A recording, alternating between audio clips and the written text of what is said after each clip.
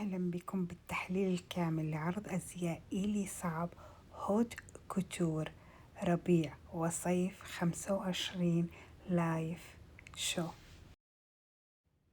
سوف نتحدث بداية عن الموديلات. فقد كانت مجموعة إيلي صعب للهوت كوتور ربيع وصيف 25 بمثابة حوار بين الضوء والظل والشفافية والتجسيد. فقد ركزت الإطلالات الأولى على تقديم حالة من الرومانسية المائية والنعومة المطلقة باستخدام ألوان قريبة من لون البشرة، لون النود ودرجات الورد الباهت، الأزرق السماوي الشاحب. والإطلالة الافتتاحية كان هناك الانسياب اللؤلؤي، فاللون والخامة بيج رقيق مائل إلى الورد الغباري، مصنوع من طبقات متعددة من الشيفون الحريري والتول الرقيق. واستخدمت هذه الخامات بهذا التراكم بشكل يضمن خفة الوزن مع الحفاظ على الحجم. كما لاحظنا بالقصات والخطوط الظلية، فستان عمودي انسيابي بياقة عالية ولكن خفيفة، وأكمام طويلة شفافة. القصة محكمة عند الخصر والصدر لتعزيز طول القامة. والتطريز هنا لم يكن أبدا كثيفا، بل كان متفرقا، عبارة عن نقاط اللؤلؤية صغيرة جدا وبقعا لامعة من الترتر الفضي ترصع الثوب بأكمله، محاكية انعكاس الضوء على ماء البحيرات أو قطرات الندى. أما الثانيات على الخصر فقد كانت متقنة، مما أضاف بعدا عموديا نحيفا. أما بالنسبة لإطلالة الكاب المتدلي والأزهار المجسمة، فاللون وردي فاتح جدا مماثل للون زهرة الكاميليا.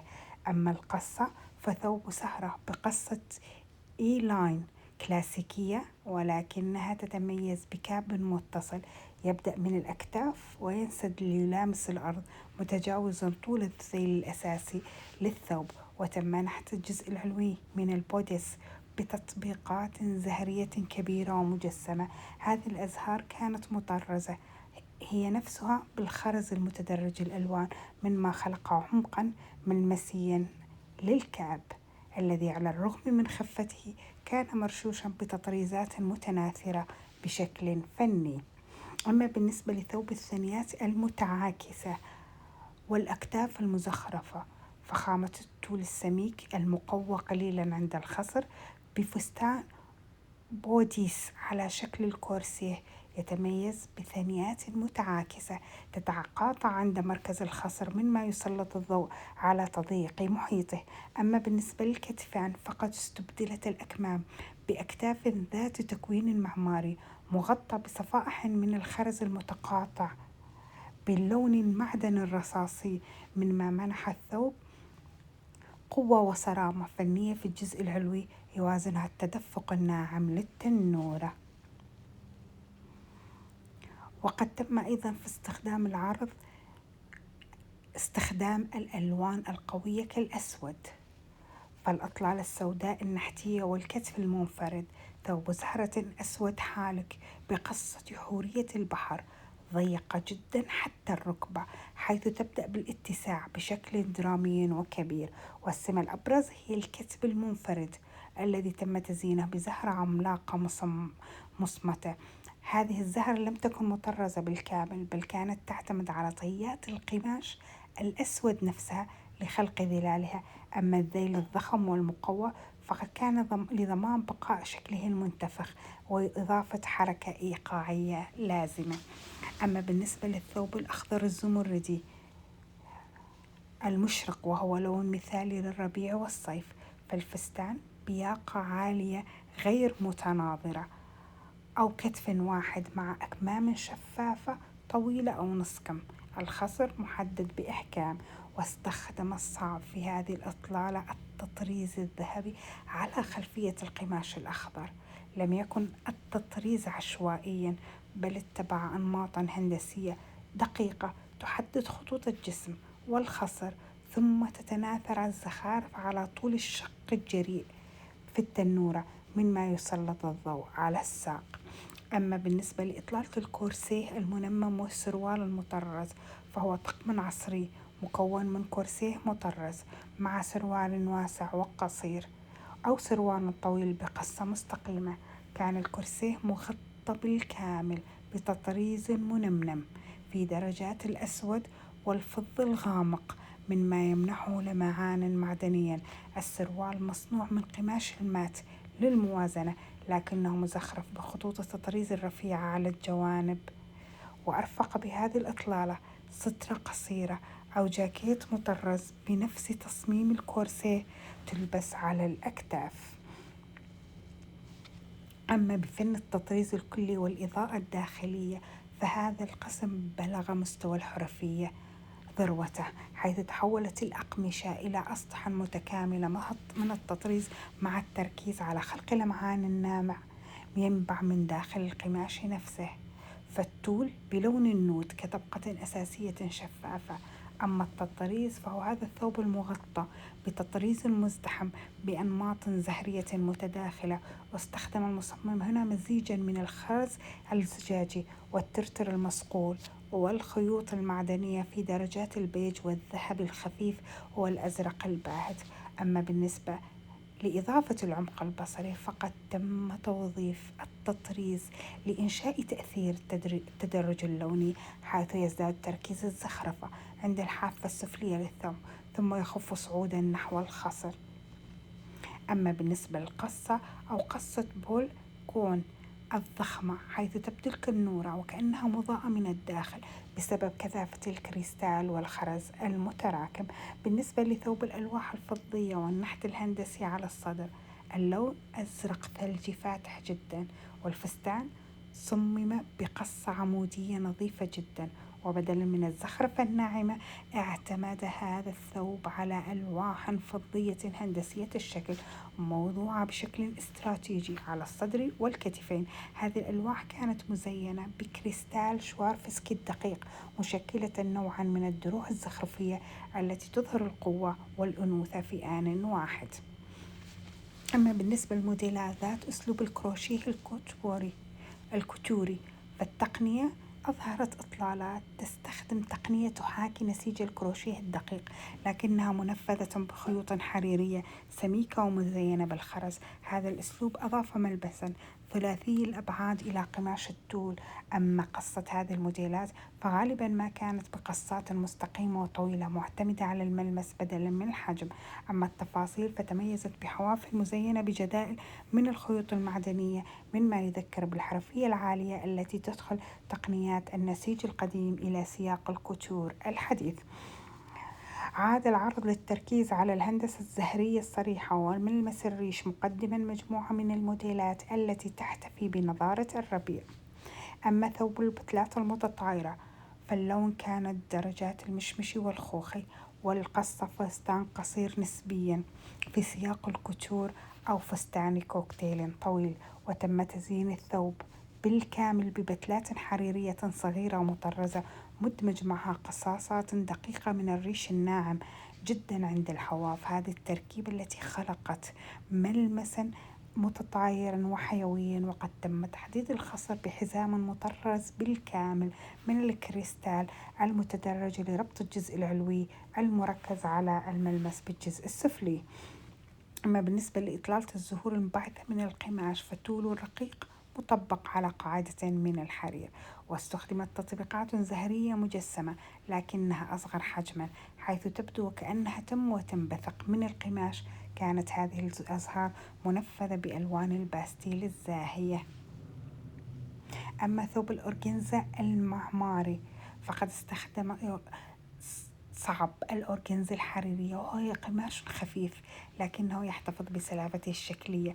القصة تميزت بثنيات كبيرة ومقوى، خاصة على حافة التنورة أو في تصميم الأكمام، مما منحها شكلا نحتيا. هذه الثنيات لم تكن لينة بل كانت تقف بزاوية محددة، مما يظهر مهارة إلي صعب في التعامل مع الهندسة المعمارية. أما التطريز فكان هنا يتبع خطوط القصة محددا إياها بالخرز اللامع. اختتم العرض بمجموعة من إطلالات العروس التي جسدت النعمة المطلقة فأطلالة ما قبل العروس كانت هناك فساتين سهرة باللون الأبيض أو العاجي الفاتح، كانت أقل حجما من ثوب العروس النهائي وأكثر تركيزا على الشفافية والتدفق. أما ثوب العروس فقد جاء بلون النود العميق الذي يمزج بين البيج الباهت والوردي الغباري، والقصة ثوبا بخصر محدد بشكل مبالغ لمنح الجزء العلوي مظهرا نحيفا، وتم تشكيل التنورة من طبقات من التول بلون النود مكشكشة ومثبتة، وكان الثوب مغطى بالكامل بتطريزات مكثفة تتوزع على مساحته الشاسعة. هنا التطريز لم يكن عشوائيا، بل كان أزهارا متفتحة بأحجام مختلفة كانت تنحت يدويا باستخدام الخرز واللؤلؤ. أما الغطاء فلم يكن مجرد حجاب عادي، بل كان عبارة عن كاب ضخم وشبه شفاف مثبت من لون النود نفسه ومطرز أو على حوافه بتطريز خفيف يكمل زخرفة الفستان. أما بالنسبة للأحذية في هذا العرض فقد كانت القصة السائدة في العرض هي الصندل ذو الكعب الرفيع والطويل جدا، تتميز بالخصائص التالية: أولا، كعب رفيع وعالي جدا لإعطاء القامة الطول المناسب تحت الأثواب ذات الذيل الطويل. ثانيا، القصة الأمامية غالبا ما كانت مفتوحة من الأمام أو تحتوي على شريطين أو ثلاثة رفيعة تلتف حول القدم والكاحل، واستخدمت الأشرطة الرفيعة المرصحة حول الكاحل لم يكن فقط للجمالية بل تأمين الحذاء خاصة مع سير العارضات. وتميزت الأحذية باعتماد على مواد تعكس الضوء والتناغم وتتناغم مع تطريز الفساتين، فلاحظنا اللمعان الميتاليكي. السواد الأعظم من الأحذية كانت بلون ذهبي فاتح أو فضي مثلج. هذه الألوان الهادئة تعمل كألوان محايدة في سياق الكتور. في بعض الإطلالات الأكثر نعومة أو في إطلالات النود تم استخدام الساتان الحريري بلون مطابق للثوب مثل البيج أو الورد الباهت، مما منح الحذاء ملمسا ناعما ومطفأ لا ينافس براقة التطريز. وقد تم تنسيق الأحذية بعناية فائقة لتتناسب مع الفصول اللونية في العرض، فأطلالات النود والباستيل رافقتها أحذية بلون النود اللامع أو الذهبي الفاتح جدا، حيث كان الهدف هو جعل الحذاء يبدو وكأنه امتداد للساق لا يقطع انسيابية الثوب. أما إطلالات الأخضر الزمردي فقد نسقت معها أحذية بجلد مطبوع أو ساتان باللون الأخضر نفسه ولكن بدرجات لامعة، وتم اختيار حذاء ذهبي ليتناغم مع التطريز الذهبي على الثوب. أما بالنسبة للإطلالات السوداء الدرامية فقد اعتمدت على أحذية باللون الأسود المصقول أو الساتان الأسود أحيانا مرصعة بالكريستال الأسود الصغير لإضفاء العمق. أما بالنسبة لحذاء العروس فقد كان صندلا ذا كعب عالي مغطى بالكامل بخرز لؤلؤي صغير أو كريستال شفاف على خلفية من الساتان بلون النود. هذا التصميم يضمن أن يتوهج الحذاء تحت الإضاءة دون أن يطغى على فخامة الثوب النودي العملاق.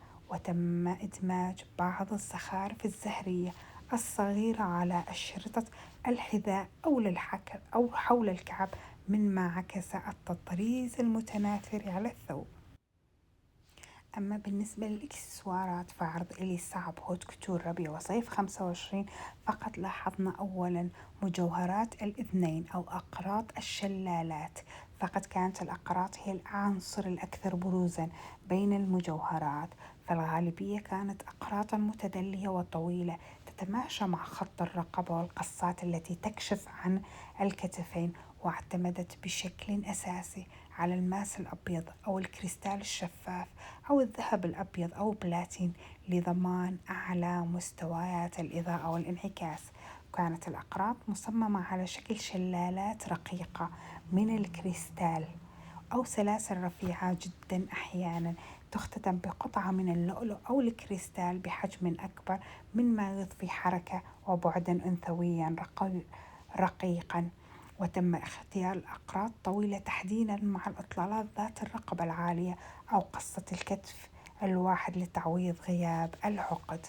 أما بالنسبة لمجوهرات الرقبة فقط فللحفاظ على تركيز المشاهد لفساتين البوديس والرقبة، لاحظنا أن في معظم الإطلالات غاب العقد تماما، خاصة في الفساتين التي تحتوي على تطريز كثيف حول خط العنق أو الكتفين، مثل الإطلالات النحدية السوداء والخضراء.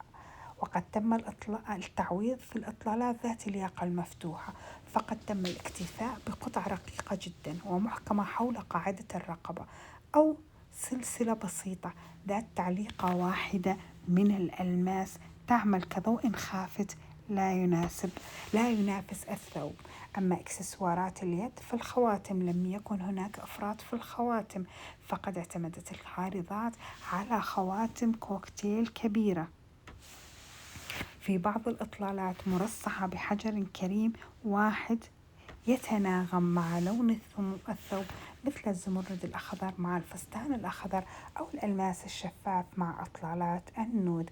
كذلك ظهرت أساور رفيعة جدا أو أساور كفة واحدة مصممة بنفس نمط الأقراط، كريستال وشكل هندسي، وغالبا ما كانت تلبس على معصم واحد. أما إكسسوارات الشعر فتماشيا مع الأسلوب الرومانسي تم تزيينها بلمسات ناعمة، فالدبابيس والكريستال تم استخدام دبابيس شعر مرصعة بالكريستال أو أمشاط صغيرة مزينة باللؤلؤ لتثبيت تسريحات الشعر المرفوعة أو الشعر المموج المنسدل جزئيا. وفي بعض الإطلالات القريبة من العروس ظهرت تيجان أو إكليل زهري مصنوع من الخرز والكريستال على شكل فروع شجر أو أوراق شجر. أما العروس النود التي نراها الآن فأطلالة العروس لم تعتمد على تاج صريح، بل على طرحة فيل ضخمة مثبتة بدبابيس كريستالية مع شعر مرفوع بنعومة تحتها. كانت الإكسسوارات في هذا العرض هي اللمسة النهائية التي تضمنتها صورة الحلم. لقد كانت أدوات إضاءة مصنوعة من الكريستال والذهب الأبيض مصممة بعناية فائقة.